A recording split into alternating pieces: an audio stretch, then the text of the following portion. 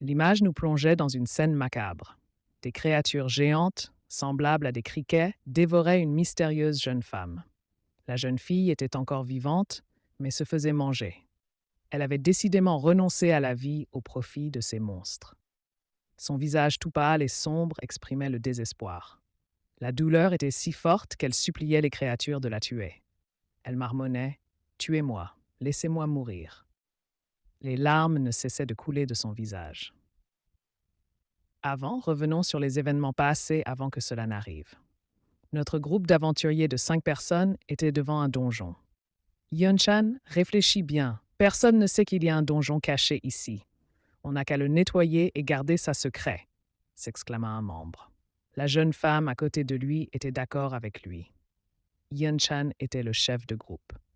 Il se mit à réfléchir après les propos de ses amis. Il se dit « On est payé des clopinettes pour risquer notre peau ». Puis il dit « D'accord, nettoyons ce donjon ». Mais notre protagoniste, qui était effrayée à l'idée de rentrer dans ce donjon secret, lui attrapa le bras. Elle lui dit « Je pense que ce serait plus sage de ne pas y aller ». Yeon-chan posa sa main sur son épaule et lui dit « Ça pourrait être dangereux. Choi, ce genre d'opportunité ne se présentera pas une seconde fois. Tout le monde est partant. Tu ne peux pas être la seule à te dérober. » Puis il ajouta « Tu veux vraiment m'humilier devant les autres ?» Elle tressaillit à ces mots, puis elle balbutia « Non, c'est pas mon intention. J'ai juste peur qu'on tombe sur les mêmes insectes que la dernière fois. » Yeon-chan lui dit, avec un ton dur, « Choi, t'es une tank. Jusqu'à quand tu vas avoir peur de ces insectes de pacotille? Me dis pas que tu as déjà oublié les ennuis que tu as causés. À l'équipe, si c'est si difficile pour toi, tu peux partir. On s'en sortira très bien sans un tank de rancet. » Il ajouta, la menaçant, « Mais tu penses que tu pourras rejoindre une autre guilde sans mon aide ?» Ces mots ébranlèrent son moral et elle répondit « Non. » Bonne réponse. Fais-moi confiance et tout ira bien, dit-il. Elle se mordit les lèvres, puis elle pensa « Oui, il a raison. C'est grâce à lui si j'ai pu intégrer cette guilde. J'ai été trop égoïste. » Avec un sourire sadique, il ajouta « Je dis tout ça parce que je suis ton petit ami et que je t'aime. Tu comprends ?» Même Choi frissonna, mais accepta quand même. Elle lui répondit « Oui, Yeon-chan, merci. » Puis elle pensa « Yeon-chan est la seule personne à m'aimer malgré mes défauts. » Le jeune homme lui dit « Bon, on y va. » Cela la retira de ses pensées. Il ajouta « Tu es une tank, alors à toi d'ouvrir la voie. » « Oui, répondit-elle. C'est ainsi que le groupe entra dans le donjon avec Choi en tête comme tank. La jeune femme pensa « Je n'ai plus envie de le décevoir. » Mais à peine rentrés, ils tombèrent sur l'ordre de monstres qui dévoraient Choi plus tôt. Ces créatures, semblables à des monstres religieux, avaient déjà encerclé le groupe. L'un des coéquipiers cria « Oh merde! Pourquoi ils sont aussi nombreux ?» Le jeune homme avait déjà le teint pâle, de grosses gouttes de sueur coulaient de son visage. Ces monstres commençaient à attaquer. Le groupe dut se défendre. L'un des monstres fut transpercé par un coéquipier qui cria « Élimine-les d'un coup !» Les mages de soutien lançaient des sorts pour soutenir ceux qui étaient en première ligne. Yeon-chan s'adressa à Choi. « Choi, on s'occupe de neutraliser ces monstres, alors tiens bon de ton côté. » Elle répondit « Oui, oui. » La jeune femme avait du mal à tenir face à l'assaut continu des monstres. Malgré l'assaut continu des monstres, Choi tenait bon. Le nombre et la puissance de ces monstres étaient incontestables. La jeune fille luttait pour tenir bon. Elle se disait « Je dois tenir bon. Je dois résister pour que mes coéquipiers puissent venir à bout de ces monstres. » Elle pleurait, mais n'abandonnait pas. « Non. Je ne dois pas m'effondrer maintenant. C'est bientôt fini. » Puis un autre monstre fut transpercé par une lance, mais le flot de monstres était interminable. Voyant le flot interminable de monstres, les autres membres du groupe perdaient espoir. Ils sont beaucoup trop nombreux. Yeon-chan était figé, son visage pâle, son souffle haletant devant le nombre incessant de ces créatures. Ses coéquipiers le tirèrent de sa torpeur. « Yeon-chan, qu'est-ce qu'on fait ?» Pendant ce temps, Choi était la seule à tenir la ligne contre ces monstres. La femme grinçait des dents. Elle se disait « J'ai mal. Je n'arriverai pas à tenir longtemps. Jusqu'à quand je vais devoir rester comme ça ?» La jeune fille tourna la tête en arrière et cria « Yeon-chan. J'ai besoin que tu me soignes. Je ne peux plus tenir. » Mais la scène devant elle coupa son souffle. Ses coéquipiers étaient en train de fuir. Ce spectacle la figea d'horreur. Elle pensa « Il s'enfuit, sans moi. » Yeon-chan tourna la tête pour la regarder, puis pensa « Espèce d'idiote. je t'ai dit de tenir bon. La jeune femme laissa tomber son bouclier, puis courut vers la porte en criant. Ah, attendez-moi. Yeon-chan. Mais le gars, la voyant venir, voulut fermer la porte. Une autre fille essaya de l'en empêcher. Elle cria. Eh, qu'est-ce que tu fais? Choi n'est pas encore sorti. Yeon-chan lui répondit. Qu'est-ce que tu veux que ça me fasse? Lâche-moi. Puis il ferma la porte. La jeune femme arriva devant la porte. Elle cria. Non. Les larmes aux yeux, elle frappait la porte frénétiquement. Ouvrez-moi.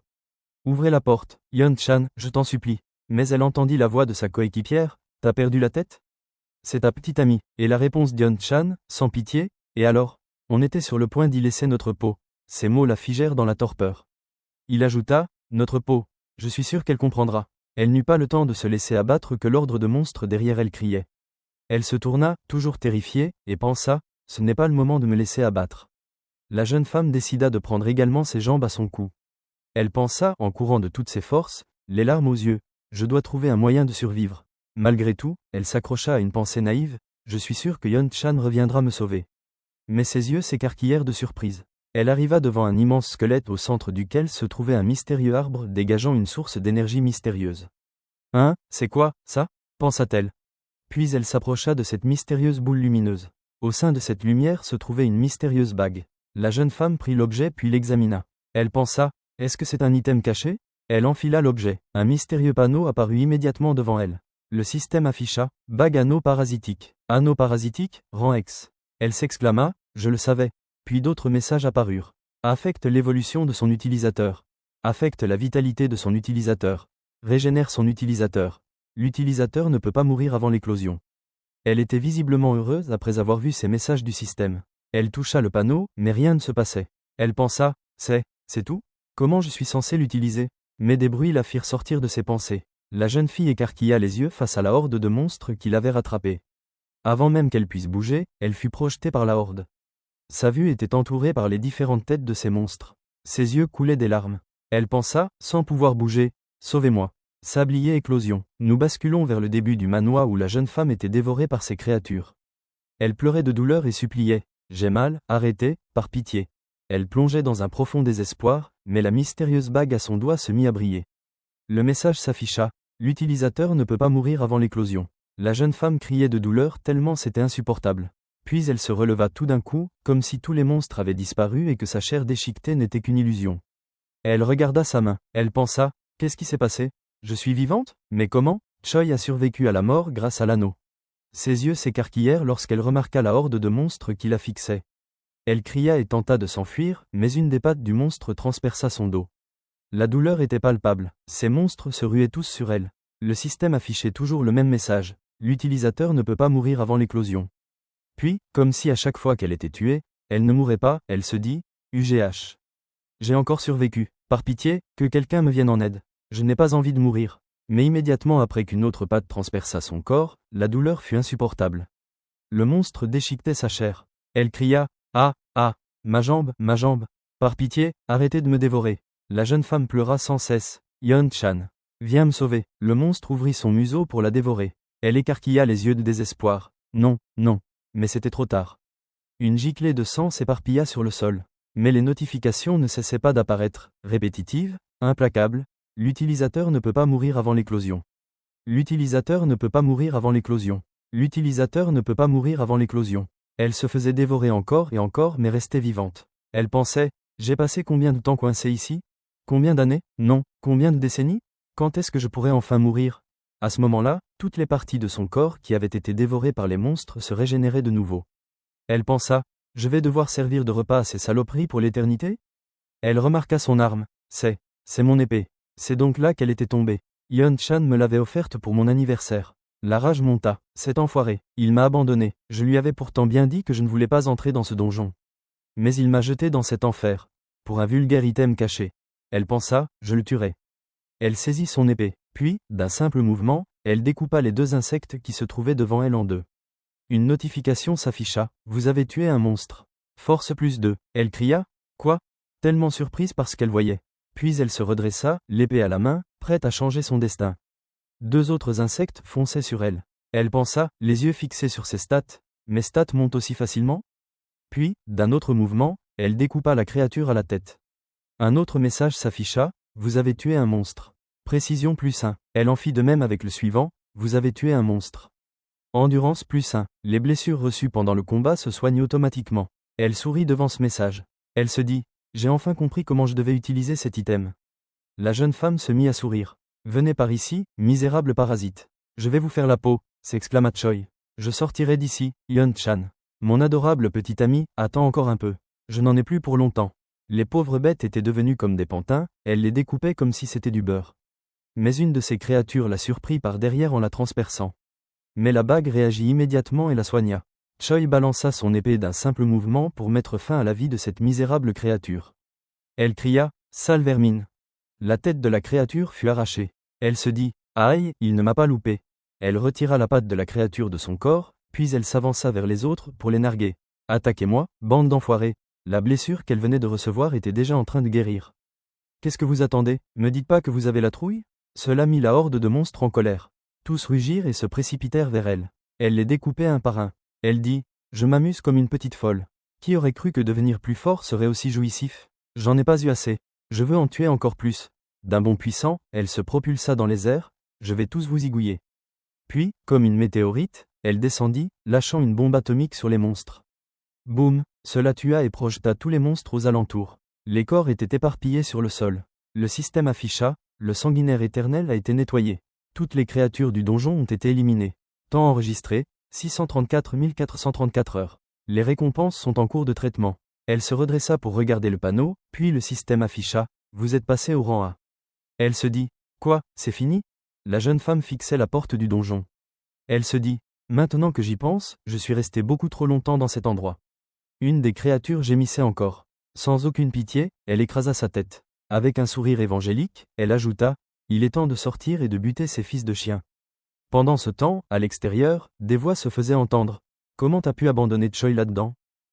C'est ta petite amie, bon sang. Ça ne t'a pas dérangé de l'exploiter quand ça t'arrangeait, mais maintenant qu'elle a besoin de toi, tu la laisses tomber. C'était Nara, la seule du groupe à protester. Yeon-chan, sans même s'en soucier, lui répondit. Si on l'avait attendu, on serait tous morts. Et puis, pourquoi tu me fais la morale? T'as bien fui, toi aussi. L'autre gars intervint pour calmer la situation, il a raison. On fait juste ce qu'on peut pour survivre. Une autre fille, appuyée tranquillement contre le mur, ajouta. On dirait que ça fait de la peine à Nara parce qu'elles sont toutes les deux de rang C. Nara, furieuse, décida de quitter l'équipe. Elle dit, vous vous croyez tout permis parce que vous avez un rang élevé? Puisque c'est comme ça, je quitte l'équipe. Elle ajouta, une fois sorti d'ici, je dirai aux autres ce que vous avez fait. Quoi? Cela surprit le gars. L'autre fille lui dit, des gens qui meurent dans les donjons, il y en a tous les jours. Mais les mots de Nara avaient irrité Yeon-chan. Il l'appela par son nom, Nara. Il dit, et si on t'abandonne ici, toi aussi, qu'est-ce que tu vas faire? Cela surprit Nara. Elle dit, quoi? Il ajouta, tu crois pouvoir sortir d'un donjon de rang B alors que t'es que de rang C? Ces mots secouèrent Nara. Elle marmonna, Yeon-chan, tu. Mais il ne la laissa pas finir de parler. Il posa sa main sur son épaule et dit ceci, ne tremble pas comme ça. Tout ce que je veux dire, c'est que si on travaille tous ensemble pour sortir d'ici, ce genre de choses n'arrivera pas. Et puis, on n'a pas abandonné Choi, c'est elle qui était à l'attrait. Soudain, la porte du donjon explosa. Boum, l'explosion était si forte que cela paniqua les deux hommes. Une silhouette s'avança dans la fumée. Elle s'écria, ah, vous êtes toujours là? C'était Choi. Quelle entrée spectaculaire. Elle mit sa main dans ses cheveux pour un effet dramatique. Elle dit, ça faisait un bail. Le groupe la fixa, choqué qu'elle soit toujours en vie. Ils murmurèrent, Choi? Yeon-chan, pris de surprise, pensa. Comment ça, un bail? Elle délire ou quoi? Mais au fait, comment elle a fait pour sortir vivante de cet endroit? Pendant ce temps, Nara, toujours choquée, n'y croyait toujours pas. Choi?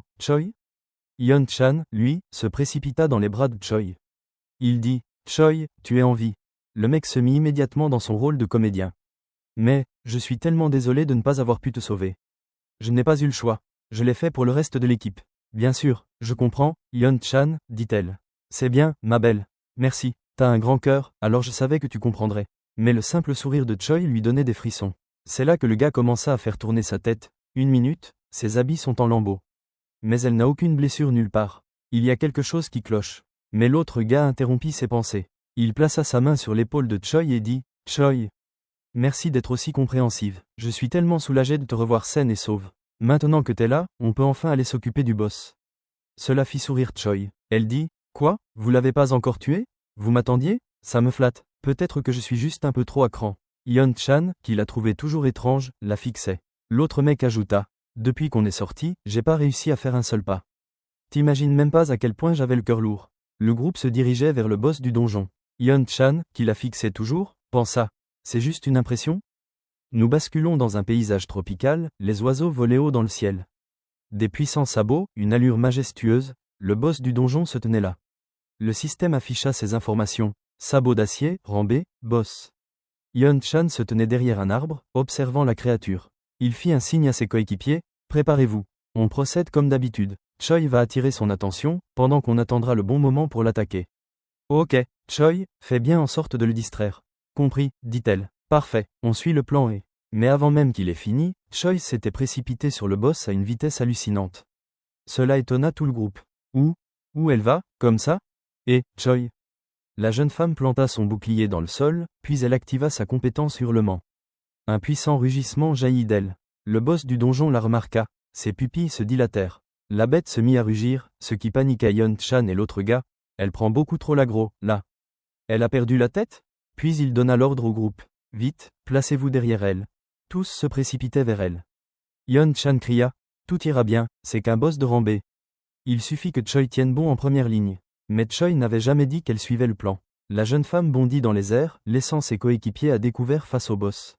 Yeon-chan et les autres la regardèrent tous, surpris par son action. Ils pensaient, elle prend la fuite?